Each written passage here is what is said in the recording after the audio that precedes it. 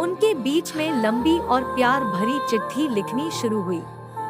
एक दिन बॉर्डर पर अचानक लड़ाई शुरू हो गई। उस हमले के दौरान रणवीर घायल हो गया। फिर उसे अस्पताल में भर्ती किया गया और वहां इलाज किया जा रहा था। रागिनी को इसकी खबर मिली और वह तुरंत अस्पताल पहुंची। रागिनी ने रणवीर के पास बैठी और जब रणवीर को ऐसी हालत में देखा तो उसकी आंखों में आंसू आने लगे और धीरे धीरे उनके चेहरे को छूने लगी।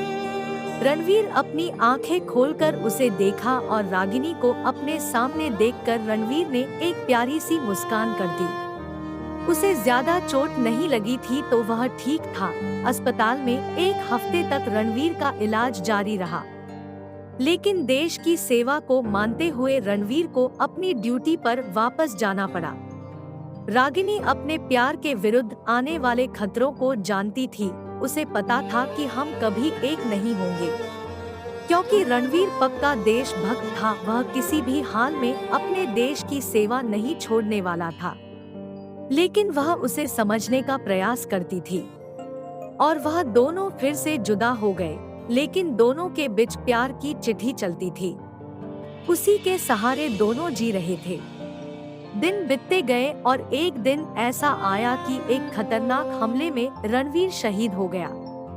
उसने प्यार और वीरता को अलविदा कह दिया। रागिनी को जब उसकी खबर मिली तो उसका दिल टूट गया।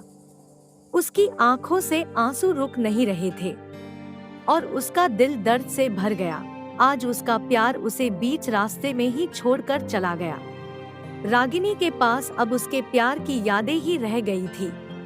रणवीर कहा था कि भले ही हम खत्म हो जाएं, लेकिन हमारा प्यार कभी खत्म नहीं होगा। हमारा प्यार हमेशा एक दूसरे के दिल में जिंदा रहेगा। वह रणवीर की स्मृतियों को अपने दिल में समेटे हुए आगे बढ़ी, लेकिन खुद को संपूर्ण रूप से अकेला महसूस करती थी।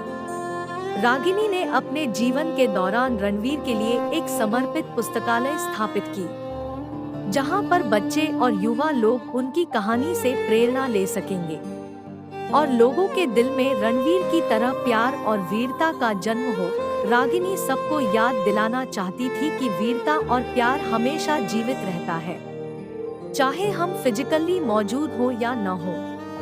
रागिनी अब अपने दुख भरे जीवन को उसके प्यार की यादों के साथ आगे बढ़ा रही है। उसके दिल में रणवीर की यादें हमेशा ही रहेंगी। वह सब कुछ भूलने को तैयार है, लेकिन उसके प्यार और उसकी यादों को कभी नहीं भूलेंगी और उसका प्यार कभी नहीं मरेगा। वह फौजियों की बहादुरी को सलाम करती है और अपने के प्रति समर्पित रहने की प्रेरणा देती है। इसे प्यार और फौजी की वीरता कहते हैं। आजकल के लोग प्यार में अंधे होकर कुछ भी करने को तैयार हैं। इसे प्यार नहीं कहते, इसे एक गंदी वासना और स्वार्थ कहते, जो उसे प्यार के अलावा कुछ दिखता ही नहीं। प्यार का दूसरा नाम त्याग है। किसी की भावनाओं को समझे, अपने देश के प्रति समर्पित रहे, इसे वीरता और प्यार करते हैं। हम उम्मीद करते हैं कि आपको ये कहानी बेहद पसंद आई होगी।